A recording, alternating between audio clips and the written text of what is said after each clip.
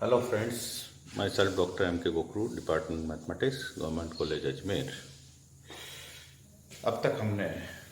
Theory of relativity में world line तक कुछ समझा है। वर्ड लाइन क्या है और किस तरह से ये वर्ड लाइन काम करती है, इसके बारे में अपन ने जानकारी की थी। आज हम कुछ आगे बढ़ेंगे। 4 vectors and tensor in Minkowski space. 4 vector and tensor in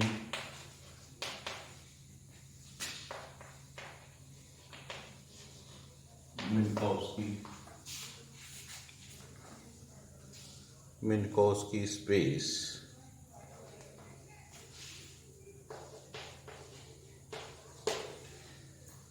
Four vectors and tensors. 4 vectors and tensors. Tensor algebra में हमने बहुत अच्छे से वेक्टर्स और टेंसर के बारे में समझा है अर्लियर क्लास में। वहाँ इसको डिफरेंशियल के यूज से हमने वेक्टर और टेंसर का ट्रांसफॉर्मेशन एक कोऑर्डिनेट सिस्टम से दूसरे कोऑर्डिनेट सिस्टम में समझा है और उसको आगे भी कुछ करेंगे। तो ये जो टेंसोरियल क्वांटिटीज हैं वो इंडिपेंडेंट ऑफ फ्रेम बनाती है, हमें फ्रेम के इंडिपेंडेंट ले जाती है। अब जैसे यहाँ हम यूक्लिडियन स्पेस में क्या करते हैं,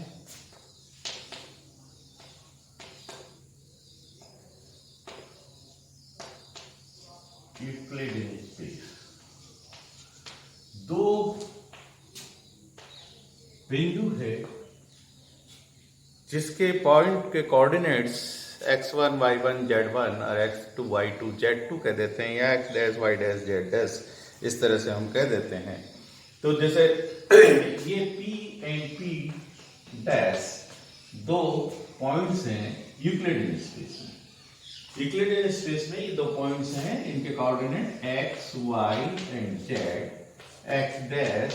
y dash and z dash है। तो नेचुरली PP डैश वेक्टर जो है वो वेक्टर क्या होगा, is a combination of x minus x dash y minus y dash and z minus z dash.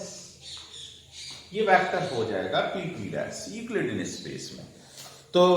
इस यूक्लिडियन स्पेस में अगर ट्रांसफॉर्मेशन करें, एक कोऑर्डिनेट सिस्टम से दूसरे कोऑर्डिनेट सिस्टम में ट्रांसफॉर्मेशन करें, तो ट्रांसफॉर्मेशन में किस तरह से ये ट्रांसफॉर्म होंगे। So x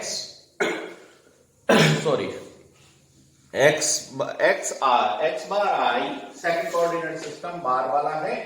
x bar i minus x dash bar i इस कैन बी, ये ट्रांसफॉर्म किया जा सकता है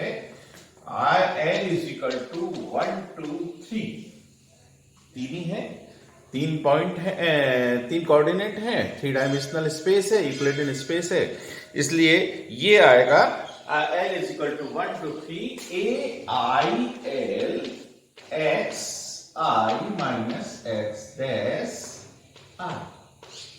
means is a combination of a I taking 1 2 3, so whatever it may be, l is equal to 1 and this plus ai2 and second plus ai3 and this one। i की value 1 2 3 डालते जाएंगे और l की value 1 2 3 आती जाए, l की value डालते जाएंगे, l की वैल्यू बदलते जाइए, 1 minus x1 minus x dash 1, वही x y z की जगह x1 और y x डैश 1 कर दिया, यानी this is x1 dash, this is x2 dash and this is x3 dash, this is x1 x2 x3, इस तरह से कर दिया हमने, x y z को बदल दिया। तो ये इस तरह से ट्रांसफॉर्म होंगे यूक्लिडियन स्पेस में। तो ये यूक्लिडियन स्पेस का ट्रांसफॉर्मेशन, अगर एक वेक्टर का ट्रांसफॉर्मेशन, अगर इसी को एक वेक्टर लिया जाए, इस वेक्टर का ट्रांसफॉर्मेशन मैं इन जनरल ऐसा कर सकता हूं, a bar i is equal to summation n is equal to 1 to 3 a I l and a l, यानी वेक्टोरियल ट्रांसफॉर्मेशन हो गया 3 डायमेंशनल कोऑर्डिनेट सिस्टम में, यूक्लिडियन स्पेस में। अब यही यूक्लिडियन स्पेस को हम 4 डायमेंशनल में ले जाना चाहें, पहले वेक्टर की बात कर रहे हैं, अभी टेंसर की बात ही नहीं की मैंने, वेक्टर की बात कर रहे हैं, और ज्यादातर हमारा काम अभी वेक्टर 4 वेक्टर्स की बात करेंगे, तो 4 वेक्टर्स से ही हो जाएगा। टेंसोरियल टर्म में ले जाना होगा जब हम उस पर भी विचार करेंगे। तो ये हो गया a bar I is equal to this one, इसी का वेक्टोरियल फॉर्म को x दिस इज, ये समझ रहे हैं कि ये a बार I को रिप्रेजेंट कर रहा है, ये पूरा वेक्टर, तो ये वाला वेक्टर जो है a I को रिप्रेजेंट कर रहा है, यानी फर्स्ट कोऑर्डिनेट सिस्टम में ये टर्म है, सेकंड कोऑर्डिनेट सिस्टम में ये है, तो ये ट्रांसफॉर्मेशन यूक्लिड के हिसाब से हम करते हैं। अब यही सारी चीज अगर 4 डायमेंशनल स्पेस में ले जाएं, तो वहां स्पेशल कोऑर्डिनेट के साथ साथ टेम्पोरल कोऑर्डिनेट्स भी होंगे। स्पेशियल कोऑर्डिनेट का मतलब जो फिजिकल कोऑर्डिनेट सिस्टम कोऑर्डिनेट्स हैं 3 डायमेंशनल में, एक्स वाई जेड या x1 x2 x3, और 4 डायमेंशनल अगर हम टेम्पोरल वाला जोड़ें तो टा और कर देते हैं, जिसको प्रॉपर टाइम हम बाद में कहेंगे, तो टाइम वाला कोऑर्डिनेट और जोड़ दें, तो वो पॉइंट की जगह अब हम इवेंट का यूज करते हैं। पॉइंट की जगह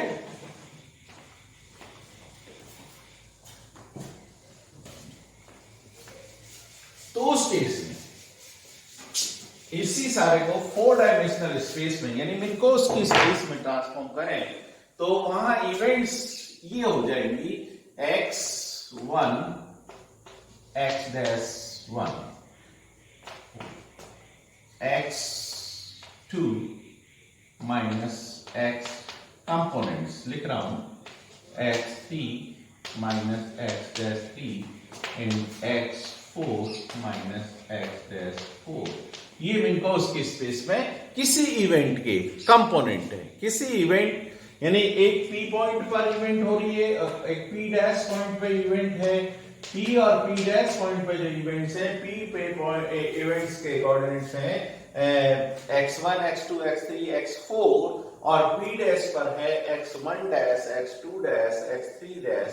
x4 डैश, डैश पहले लिख लें या 1 और डैश लिख लें, 2 और डैश लिख लें, ज्यादा ठीक लगेगा, 3 एंड डैश लिख लें और 4 एंड डैश लिख लें, सेकंड कोऑर्डिनेट का इंडिकेशन हो जाएगा। तो p और p डैश जो इवेंट्स हैं, ये इवेंट्स ज्वाइन होंगे p dash in the same manner. p dash is a vector in Minkowski space. तो ये किस तरह से होंगे, जैसा यूक्लिडियन स्पेस में हुआ उसी तरह से x1 xi minus x dash i, transformation किस तरह से होगा, that is l is equal to 1 to 4, now it is 4, fourth coordinate is also added to this one, and at that in that way हमने इसको event कहा है, ordinate नहीं कहा है। तो इवेंट के हिसाब से ये आ जाएगा AIL, ये लॉरेंजियन ट्रांसफॉर्मेशन की मैट्रिक्स है पूरी की पूरी,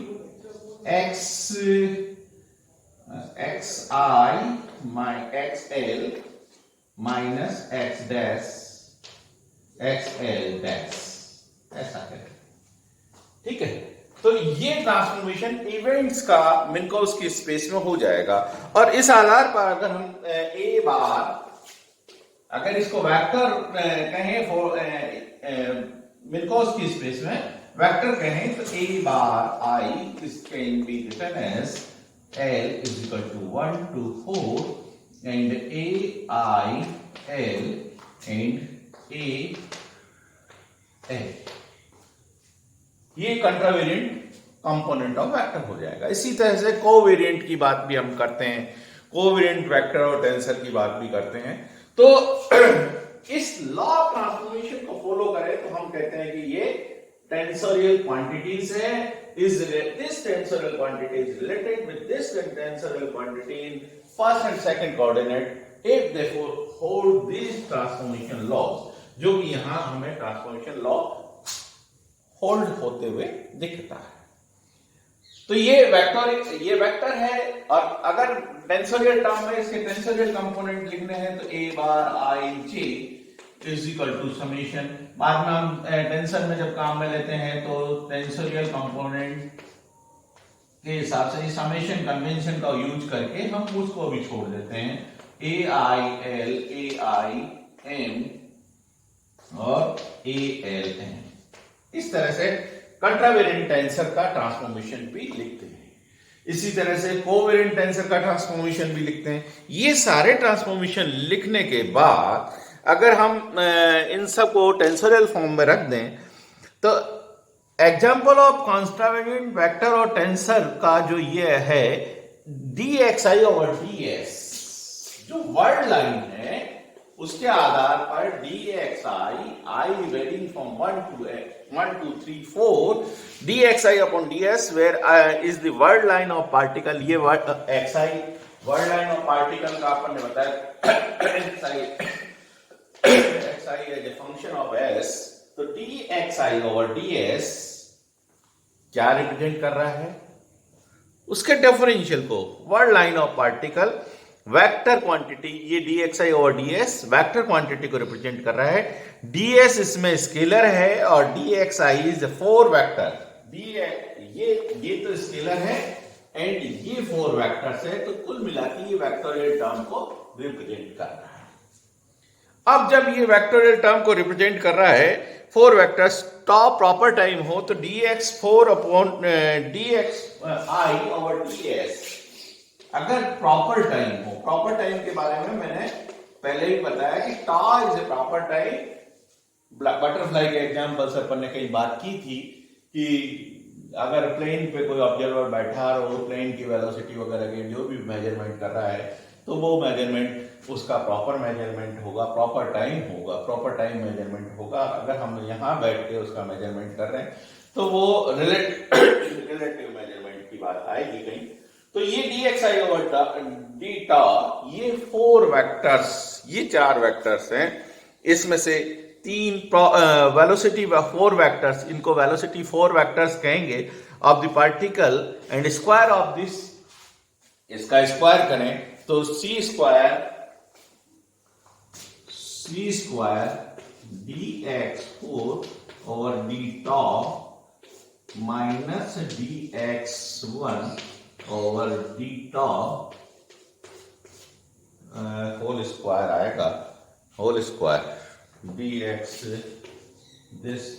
माइनस dx2,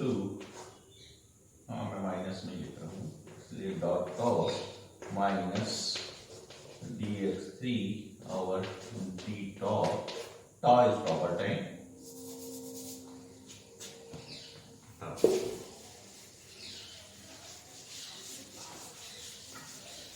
ये क्या हो गया, ये वेलोसिटी वेक्टर हो गया c square is equal to this one and this is nothing but ds over ds over d tau whole square, ds over d tau, ds scalar है, tau प्रॉपर टाइम है, whole square and this is nothing but c square। so c square इस तरह से velocity को लिखा जा सकता है एंड ये वेलोसिटी ये तीनों मिला के u स्क्वायर है। तो u स्क्वायर और c स्क्वायर, ये स्क्वायर किया था हमने dx, इस वेक्टर के स्क्वायर के रूप में हमने ये लिखा है, तो ये आ गया। we denote the velocity vector by ui, यानी वेलोसिटी वेक्टर को हम u 4 वेलोसिटी वेक्टर है ना, तो एक ui से हम रिप्रेजेंट कर रहे हैं, इसमें से u alpha and u4, alpha is very from 1 to 3,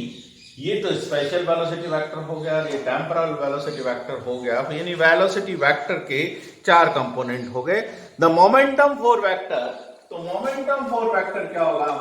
mass into velocity होता है मोमेंटम, तो momentum p i is equal to m u I,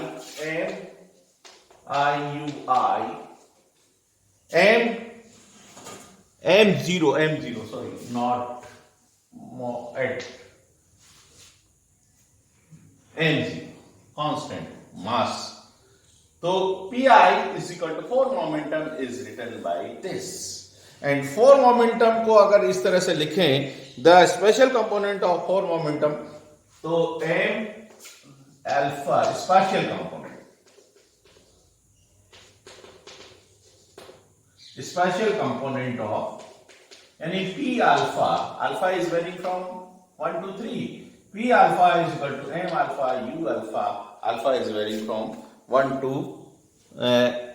m0, sorry m alpha and m to as it is रहेगा, m0 mass assessed, P alpha is equal to m0 u alpha is varying dx alpha dx1 over d tau, dx2 upon d tau, dx3 upon d tau, और इसको मैं लिख सकता हूं u alpha की जगह dx alpha और d tau. Now dx alpha upon d tau, ये इसको क्योंकि ये फंक्शन x अल्फा का ही है, तो इस और ये फोर्थ वेक्टर का है, तो मैं इसको लिख सकता हूं dx alpha upon dx4 and dx4 upon d top, break किया जा सकता है। अब dx अल्फा अपॉन dx4 और dx4 अपॉन d टॉप, यहां से dx4 अपॉन d टॉप की वैल्यू निकालें तो ये आएगा dx4 अपॉन c स्क्वायर का थ्रू आउट डिवाइड कर देंगे, dx4 upon d top is equal to, ये u स्क्वायर है तो 1 minus u square upon c square, this is u square, तो 1 minus u square upon c square, ये आ जाएगा d टॉ अपॉन d, नहीं 1 अपॉन इनवर्स, क्योंकि नीचे चला जाएगा dA, सो यहां से this implies d tau upon dx4 is equal to 1 upon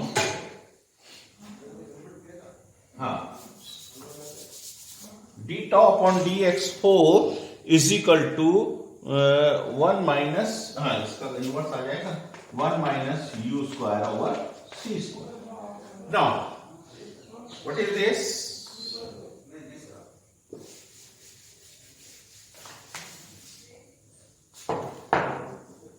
d top dx4 upon d top, so this is m0 upon dx4 upon d top is equal to this 1 minus u square upon c square, ये dx4 upon d top है, inverse square root आएगा, तो क्योंकि वहां square था, d top upon square root हो जाएगा, यहां से d top upon dx square root में चला जाएगा, and dx alpha over dx4, and dx alpha is nothing but dx4 nothing but u alpha, velocity for 3 vector, velocity 3 vector के combination से ये आ जाएगा mu,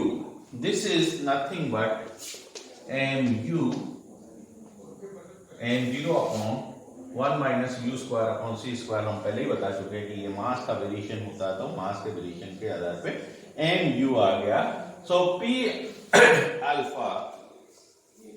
is equal to this one m u, तो यहां से ये जो वेलोसिटी है m u p alpha is equal to p हो गया, एम यू 3 वेक्टर, तो ये हो गए, और फोर्थ वन के लिए D P alpha, fourth one m0 p4, fourth momentum is equal to m0 u4, and m0 u4 is nothing but dx4 over ds, dx4 upon d top,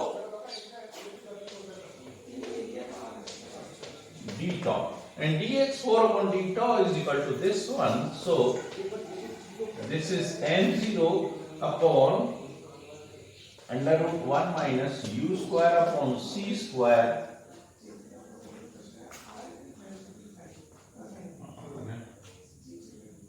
rest to power square root आएगा,